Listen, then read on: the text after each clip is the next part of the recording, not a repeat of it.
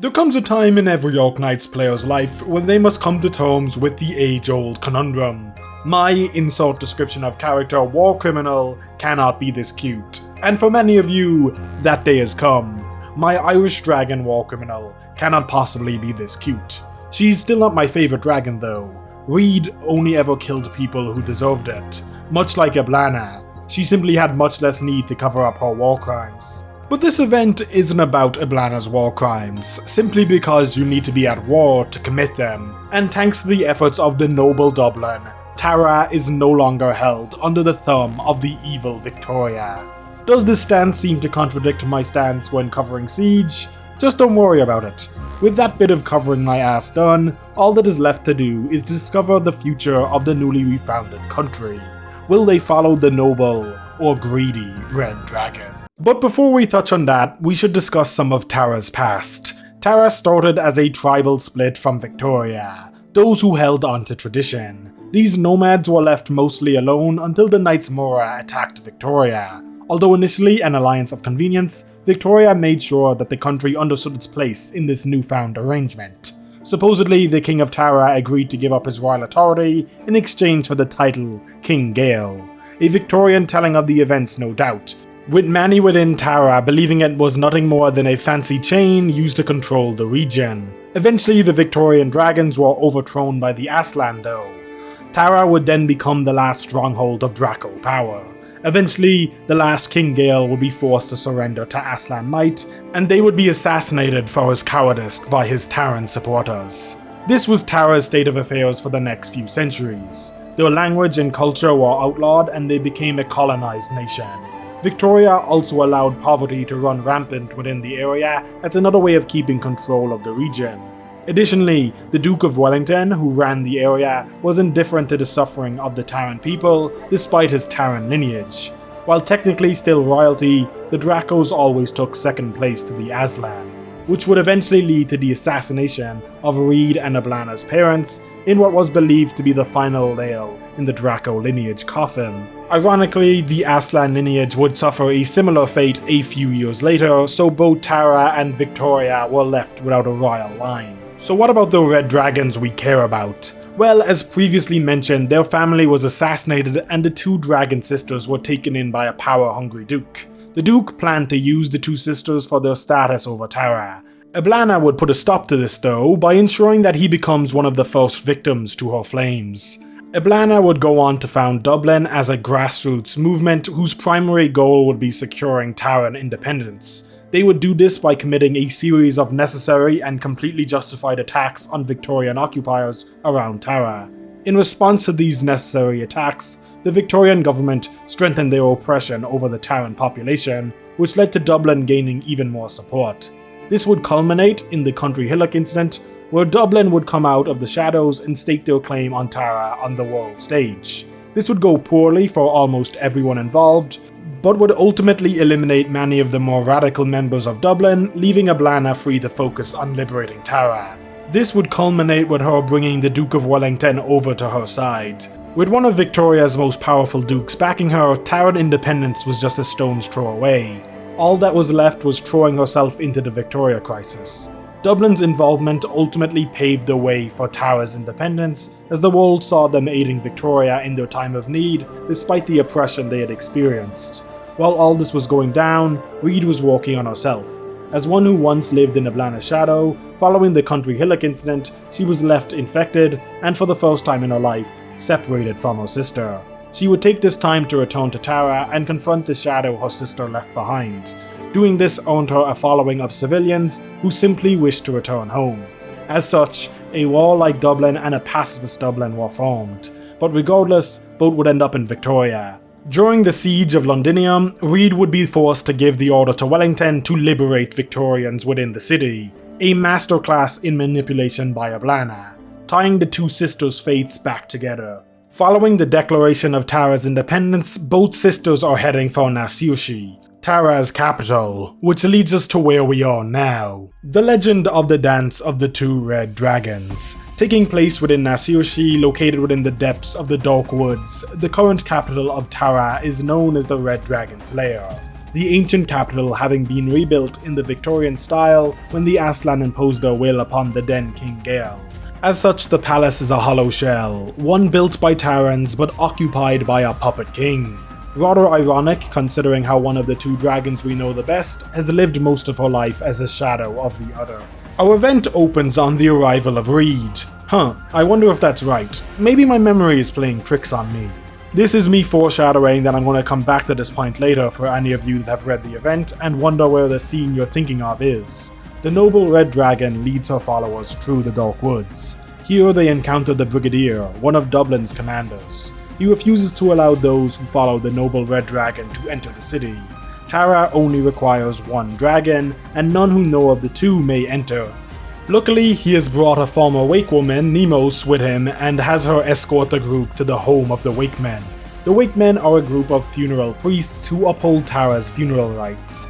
Most of Reed's group is reluctant to leave her, but Moran convinces them to follow Nemos. Following Nemos, they successfully integrate into the Wake Men community.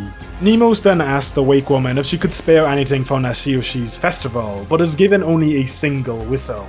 After being escorted by the Brigadier into the city, Reed insists on seeing the quality of life within the capital. The Brigadier attempts to stop her, but recognizes the intention behind her actions. Walking through the streets, she stumbles upon Cullen, a local hero who fought off a squad of Victorians, and a blacksmith. The people of the city are offering him metal objects from their own homes. Spoons, bowls, axes. This is being done so that they may celebrate the first Samhain of Tara's newfound freedom correctly. Samhain is the Taran festival held after the autumn harvest, and as the first major festival since their independence, the residents wanted to be memorable. Stumbling around the area is the beautiful Irish doggo Bridget, who has been delivering messages around the city. The Taran guards, despite having that shit on for real, are not at all pleased with her running around as if she owns the place. Regardless, the Dark Woods' mysterious mist prevents her from leaving, so she's stuck here. And speaking of this dark mist, it is taking those caught in its grips, and so Eblana has forced all of Nashiroshi's citizens to remain inside at night for fear the mist will take them too. During her tour of the city, Reed notices that the people are incredibly dependent on one food. The potato. It is literally Ireland, for real. After seeing that, Reed finds the Brigadier and has him lead her to Eblana. The two sisters' reunion isn't a happy one, as Reed immediately begins berating her over the people's livelihood. Eblana, however, maintains her aloof attitude and directs Reed to look out at the city from the palace's balcony. Here she learns that Eblana has infected the entire capital with her flame of death. It is only a matter of time before everyone in the city becomes one of Eblana's zombies. Eblana taunts her sister. The only way to liberate the people is to strike her down. That way Reed would become the one and only Red Dragon of Tara. Unwilling to murder her sister, Reed refuses to play to Eblana's tune. She attempts to cleanse the flames from one of the citizens, but all she succeeds in doing is driving them closer to death. Following her failed attempt to save the woman, she meets with the exile king Larbreach, a revenant raised by Eblana to witness the freedom of Tara. Her appeal to protect the city from Eblana's flames is dismissed as boring by him, as he and Eblana are cut from the same cloth. Leaving her behind, he tells her that he's looking forward to seeing the flames consume everything. Entire side note that pisses me off, Larbreach is a fucking terrible pronunciation for this word, and I know they changed it from the machine translation, and the machine translation I'm pretty sure was Larbreach, which would be way easier to pronounce, and also an actual fucking word. Despite supposedly having a good harvest, food within the city grows sparse. Soon famine begins to affect the city. A potato famine, if you will. Food carts that were meant to bring in food have disappeared. The people suspect Victorian spies to be the culprit. Tensions are boiling over as Taran turns on Taran. Cullen, despite it all, remains toiling away in his workshop. But his apprentice Theo, a young Victorian boy he saved, has gone missing. Fearing that he has been caught up in the frenzy, Nemos goes looking for him. She runs into Reed on her quest and asks for her help as her presence is required at a banquet Eblana is hosting. Seeking one used to finding things, Reed goes looking for Bridget. The two blondes' search leads them to the home of Emma, the grain shop owner. The flame of death burns her worse than the others, and she has become bedbound. Delirious from the illness, she confesses to being forced to smuggle grain out of the city by a high-ranking Dublin officer. She also confesses to abandoning Theo in the streets after he had been hit by a cart. leaving the child to die simply because he was a Victorian. Meanwhile, while the rest of the city starves, the Dublin officials host a party. Technically, they are not eating much more than the civilians, but they have to celebrate anyway. Nemos is being insulted by them until the Brigadier gets involved.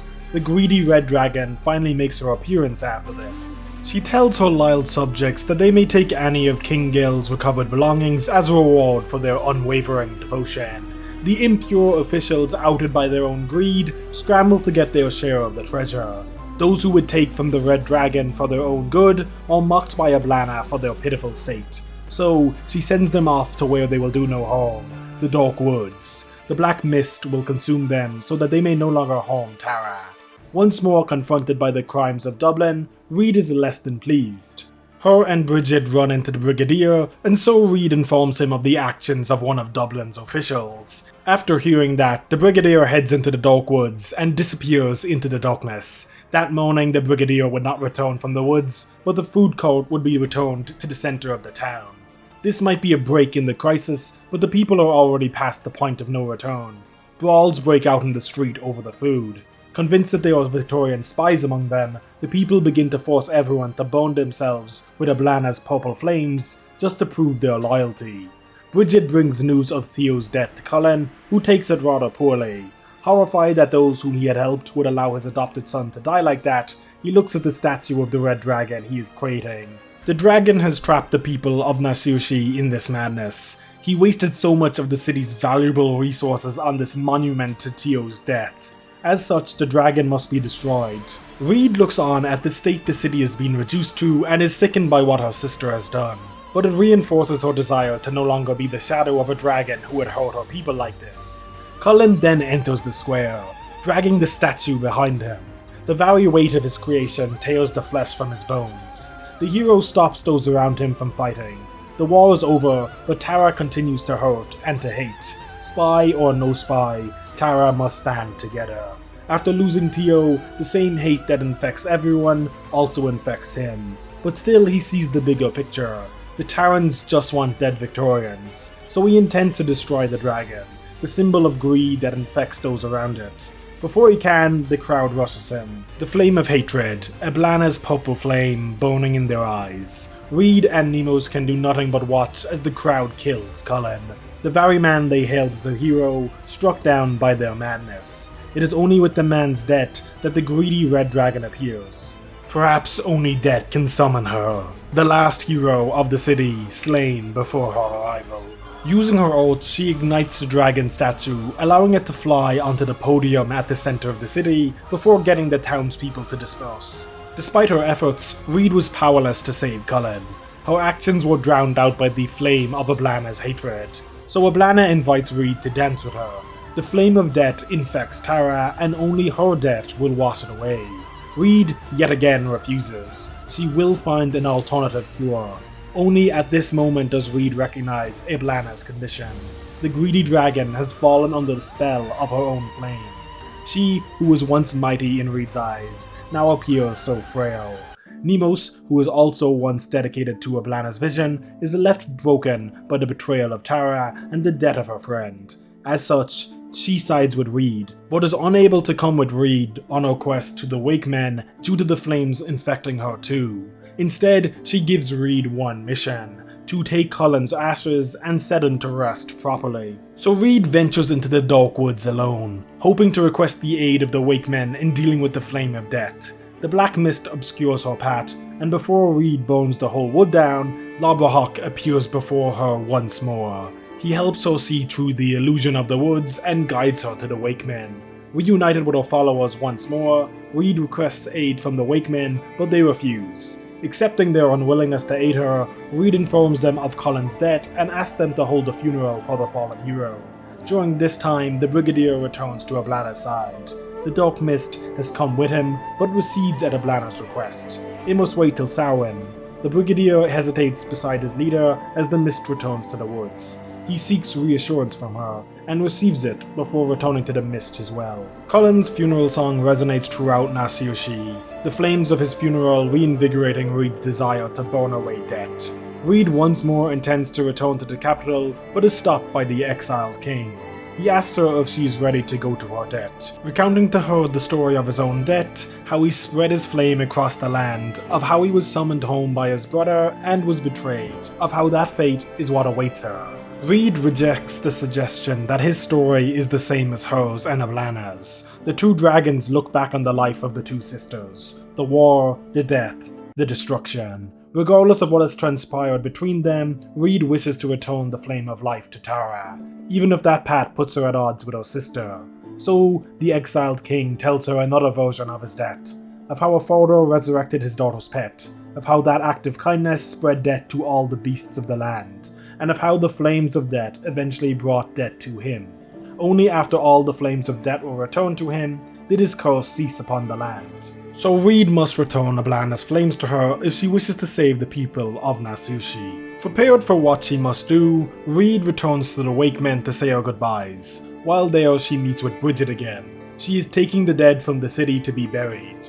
In the short time since Reed left, the city has descended further into madness. Taking Bridget with her, Reed returns to confront Oblana. The noble Red Dragon and greedy Red Dragon face off against each other. Since they were kids, they had always been so different, except for the first time, Reed offers to dance with Oblana. She wishes for Oblana to come with her and reclaim the flames that she has given to the people, but Oblana refuses, so Reed finally agrees to dance to Oblana's tune.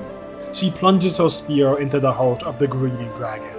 Although instead of blood, only flames emerge. Flames that burn Nasushi. With her death, her flames run rampant, and the black mist seeps into the city.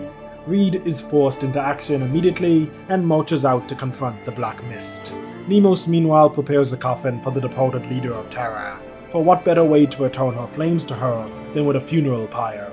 Bridget is sent by Reed to once again ask the Wakemen for help in dealing with Oblana's flames. Before she can leave though, she is confronted by the exiled king. As another one of his distant relatives, he makes a bet with the woman. Will Bridget return before the city is burnt away? Bridget sees through the one-time ruler though. He intends to test if she will choose to abandon the people to save herself, so she turns his bet back on him. When she returns and saves the city, he will finally let himself go to rest. So, hedging his bets against himself, he gives the woman a message. It's been 600 years. Nobody blames you anymore. Go do your jobs. And so the nomad runs, while Reed holds back the darkness that would consume Tara. Nemo's intends to drag Oblana's coffin to the site of Cullen's death. She sings as she does so. She intends to wake the people of Nasushi so that they may pay respects to their fallen red dragon. Finally reaching the square, only Emma has emerged from her home.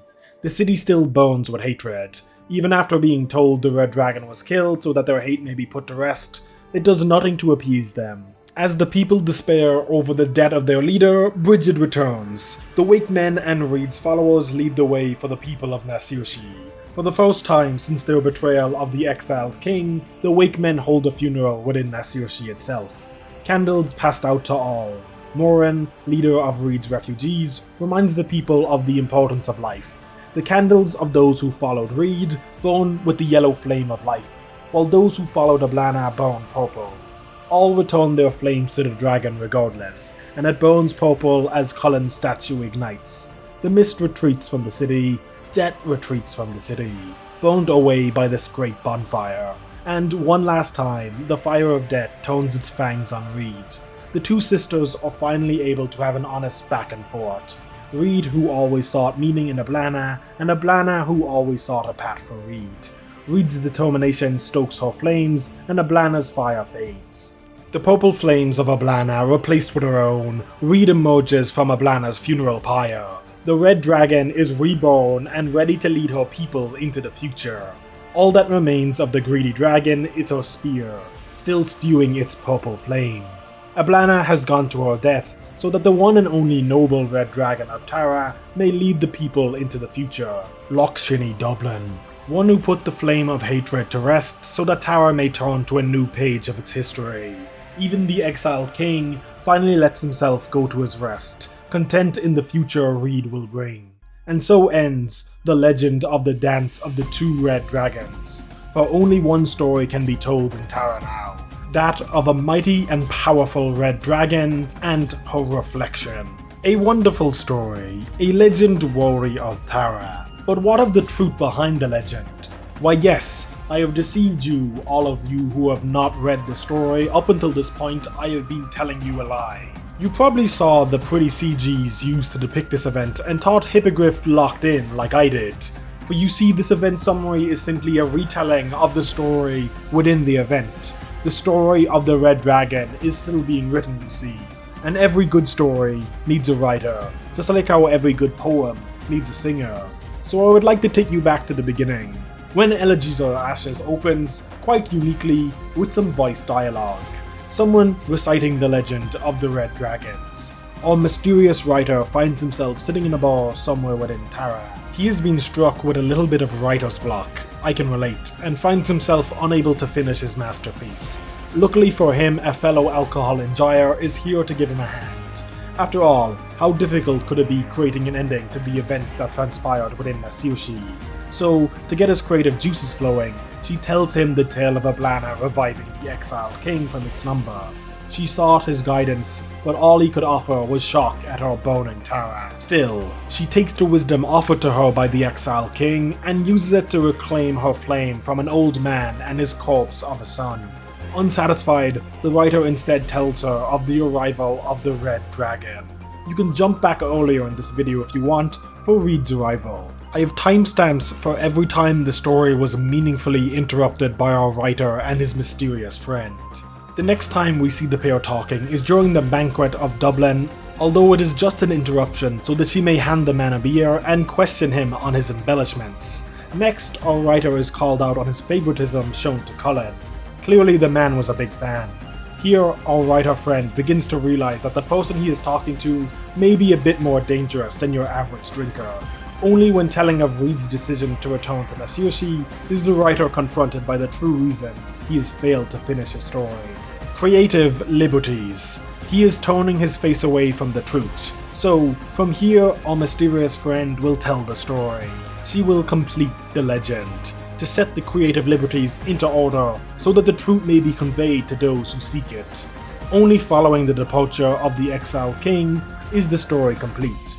Our writer friend, you see, was once a member of Dublinn, the singer. Nobody that important, but close enough to see the truth. The truth that the woman sitting in front of him is none other than Loch-Shinny Dublinn. Close, but no cigar friend. In what is probably the most controversial decision of the event, none other than an alive and well Ablana sits across from him. Well, alive may be pushing that definition. An undead and well Ablana is sitting across from him. Having taken all the hatred of Tara into herself, the zombie continues to walk this land. Reed and Nemos orchestrated Ablana's funeral. Her body went missing after she had been run through by Reed, so they had to improvise. A closed casket funeral. It was Reed who ignited her flames using the remnants within her spear. It was also not black mist from the forest that kept the people trapped, but a military blockade set up by Wellington. Ablana had made an arrangement with Wellington that he would not interfere in her actions until after Samhain. Reed merely parleyed with him so that she could save the people. Reed still awaits a future meeting with the sister she knows is alive. Until then, she will rule Tara as its new King Gale. Ablana sacrificed herself and Dublin to free Tara of their evil, purging those elements that would hamper Reed. She had intended to sacrifice the capital too, but Reed was able to surpass her expectations and save them. The sudden reappearance of Ablana strikes the singer with a terror so great he finds himself unable to speak. His story is now Ablana's, so the undead dragon leaves the last Dubliner voiceless. Now, Necras finds herself face to face with the doctor aboard Rhodes Island, the only other person on Terra who has heard this tale. She is sure her control over death will aid Rhodes Island one day, but that is for some future point in time. For now, she is simply Necras, the shadow of Reed. And that's it, folks. Reed is large and in charge now, as she deserves. Now I just need her and Siege to lock the fuck in and murder the Dukes. Then the universe will be at peace. Ablana being alive was certainly a decision that was made. Not that I'm really against it, but I imagine we won't see much more of her now, so I'm not sure what the point was. Unless, of course, she locks in and does something in regards to the main story, but again, future point in time, we have no context for it. Bridget is also really cool, and we are absolutely not seeing any more of her. I practically guarantee you that she will be an event-exclusive character, and unless we return to Tara, we will not be seeing any more of her. I would give a more detailed outro, but peeling back the truth behind the legend does a lot of that heavy lifting for me, so I'm taking the lazy way out. I will however say that you best be prepared for next week, because you are getting unfiltered Dublinn propaganda delivered directly to your feed. Complete pro-terrorism content. You have been warned. Shout out to the wonderful members of the factory. You are the boning citizens to my tyrannical rule, fueling the dastardly plans that I have set in motion. Y'all be good people, and I will see you in the next one. So y'all all going for the undead Dragussi like me, right? I best not be alone on that one.